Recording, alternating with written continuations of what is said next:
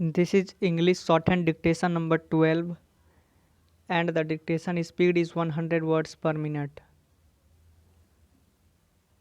Ready? Start. Sir, now take the case of oil seeds.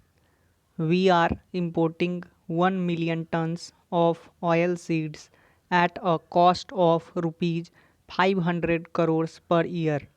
What was PL 480? We were importing wheat more or less the same quantity.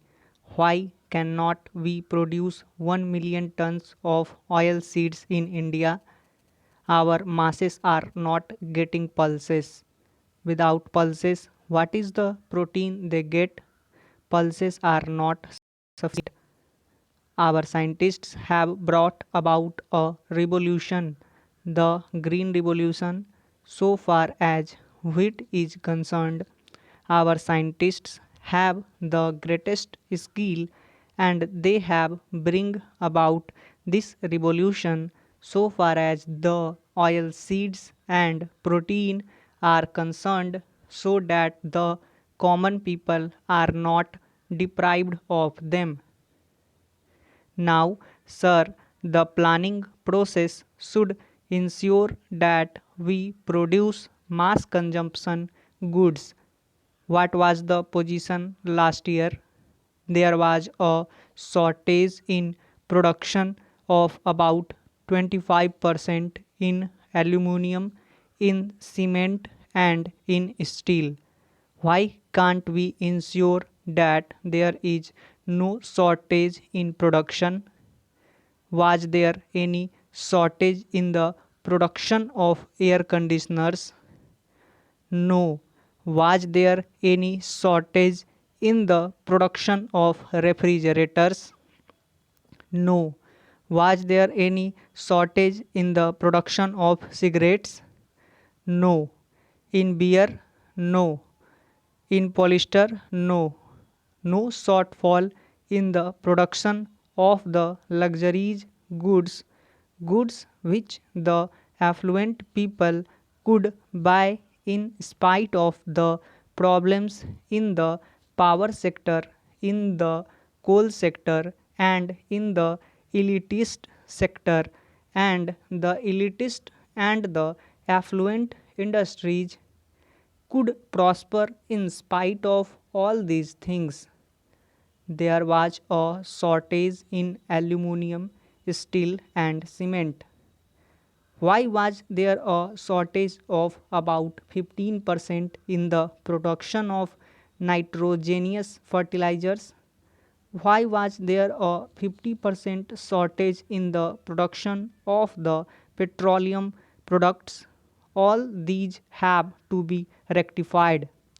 Plan is not or should not be a mere statement of intentions, and plan is not just that document saying that so much aluminium should be produced this year, so much of cement should be produced this year, and so on. There must be some machinery and some mechanism to see that these national objectives are fulfilled. Where are those detailed programs? Where are those connections between the planning commission and the different industries, different entrepreneurs, peasants, scientists, and others so that these targets can actually be achieved and there is no shortfall in production as well? Now, so far as agricultural production is concerned, agricultural production cannot pick up without proper land reforms. Unfortunately, according to the economic survey of this year, land reforms have been neglected. But the economic survey of 1985-86 said that land reforms were very essential for rural reconstruction. I hope that the planning minister will pay adequate attention to the question of land reforms. So far as land reforms and agricultural production are concerned, in agricultural production, in spite of our difficulties, we are ahead of China. Chinese growth of farm output is not even 2.5%, perhaps it is a mere 2%, but our growth in farm output is about 3%. Therefore, we are ahead of China. But in other matters, China is ahead of us. But there is no reason why we should not excel them. Therefore, when we face these difficulties, we have to see how we can rectify them. Now, on the question of self reliance, in recent times, due to the absence of the planning minister or due to some other distortions, there has been a backsliding, and it seems that we have lost faith in the Swadeshi spirit, in the spirit that we Indian people can stand on our own.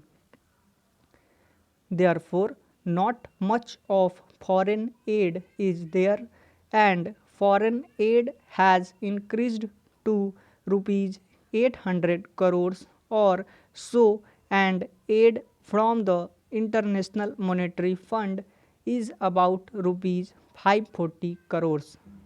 This type of reliance, too much reliance on foreign aid and assistance, will not make our nation grow.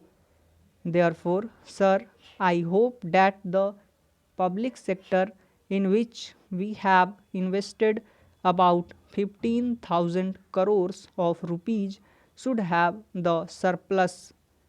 We have to have a proper planning. We must have a proper approach towards the management as well as towards the workers.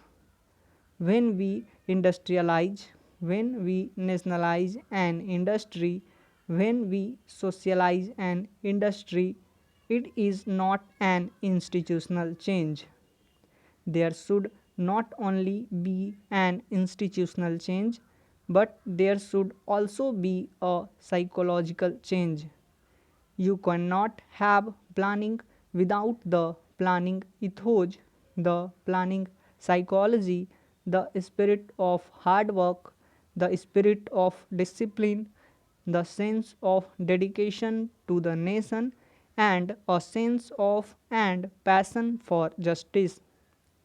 Therefore, institutional change, attitudinal change, and psychological change go along with the planning mechanism and the planning, and unless we can make everybody feel that when we nationalize an industry, it belongs to the nation and that it must produce surpluses and that it must not create losses, we cannot succeed, because those surpluses will generate capital for further investment, for further production, and for further employment.